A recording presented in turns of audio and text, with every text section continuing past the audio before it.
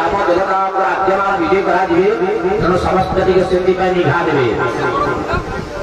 तत्पर ग्रामीण परिभ्रमण कर निर्धारित होगा स्थान महाप्रभु रखा एवं संध्या 5 घंटिका ठारू शुभ अंकुरारूपण एवं जो नूतन विग्रह आसी मंदिर सहित गर्भाधान कर्म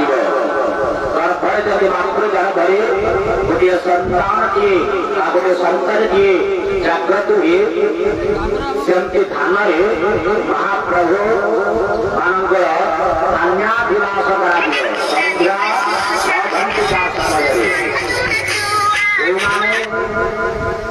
सुंदर मुहूर्त को दिव्य दर्शन करने चाहिए समस्त